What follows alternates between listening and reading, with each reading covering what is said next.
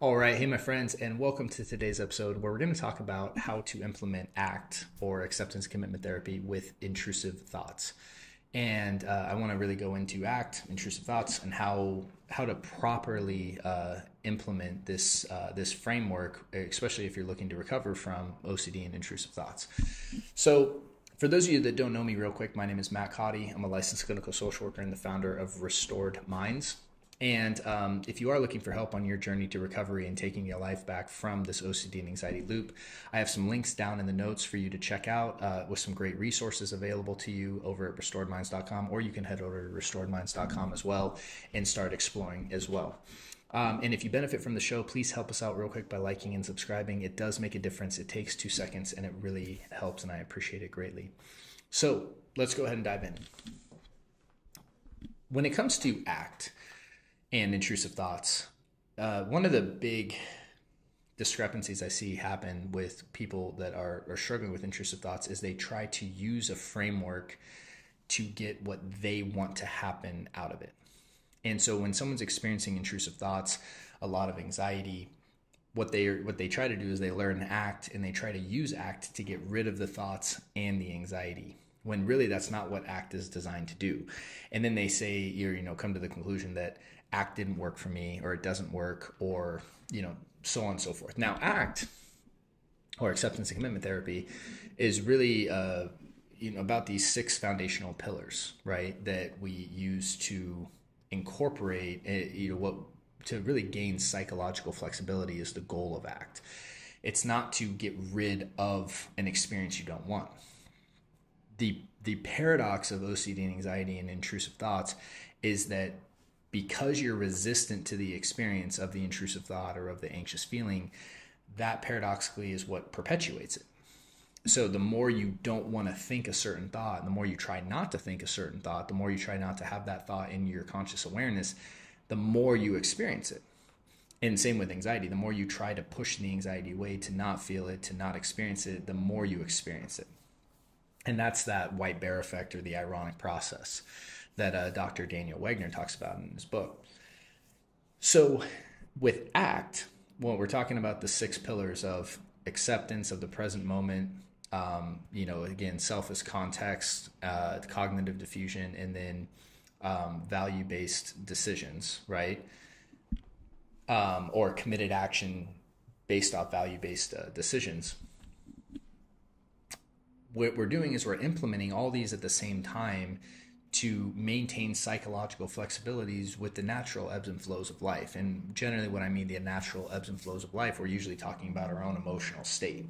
Because even if something happens externally, it really is how we're handling it internally that is whether or not it causes a disturbance, right? So as our own state ebbs and flows, we are implementing the 6 pillars to create a psychologically flexible state so that we're not so disrupted and disoriented every time something happens in our life that we don't want to have happen. ACT is not about trying to use this framework to get rid of the thoughts you don't want. Now, if you are more accepting of uncomfortable emotions, unpleasant thoughts that pop into the mind, meaning you're not resistant to them, ironically, what seems to happen is the mind tends to calm down and you experience the thoughts and feelings less and less and less. In fact, the more willing you are to experience something, the less you experience it, right? So the ironic process tends to work in the opposite way as well. Now, what you can't do is go and try to trick your mind and be like, okay, yeah, come on, bring them on, and secretly be resistant to it, because that creates the essentially clash where you're going to experience more and then you get resistant and actually create more of the problem. So when we're talking about ACT and intrusive thoughts, what the objective is to first, again, recognize that you are self as context, not content. And by doing that, you diffuse from the mind itself. And acceptance of the present moment means that, okay, I'm accepting that this experience is actually happening. I'm not accepting the content as true of me. I'm not accepting the fact that these thoughts are quote unquote real. What I'm accepting is the experience of them. I'm not resisting the experience. And I'm doing that in the present moment only. I'm not doing that for the next 100 years. I'm doing that right now. I'm not fighting the moment as it is.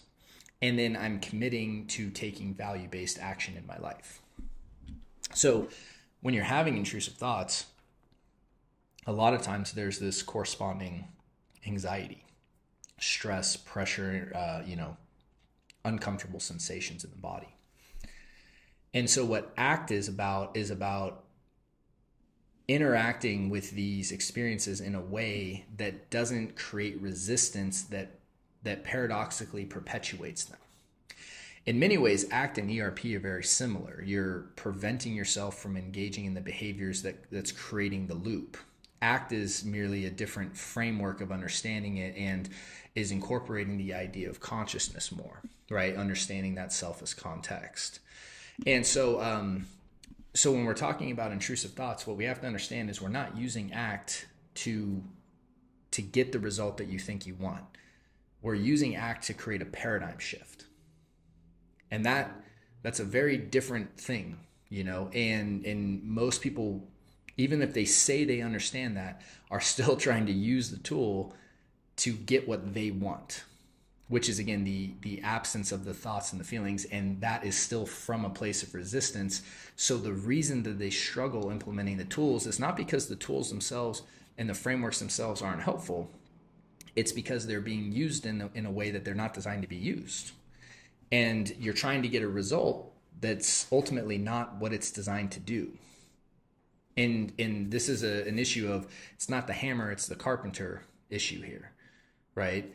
Because if you're using a tool to get the result that the tool's not designed to give you, it's not the tool's problem, right? It's not the framework's problem. Ultimately, it's your paradigm of how you're using it and your perspective of what the issue is and your perspective of how you're trying to solve it. And that's usually what keeps people stuck in the OCD and anxiety loop.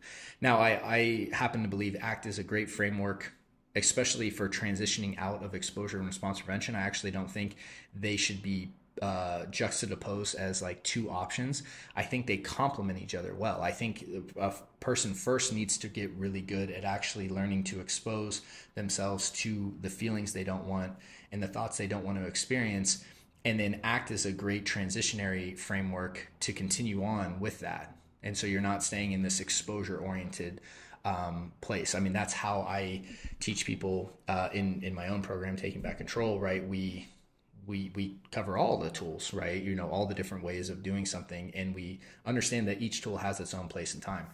So people that are very like, I'm a purist in this one intervention and we just use it for everything, you can do that. You can try that. I actually find that it's beneficial to use these at different stages of your journey, and that they just serve you differently based on like when you're using them, if that makes sense. So, so that's what I wanted to cover today, was just understanding ACT and intrusive thoughts and my perspective of how we would actually appropriately use ACT when it comes to intervening with intrusive thoughts. So hope that was helpful. And with that, I wish you guys a great day and a great week, and I look forward to seeing you soon.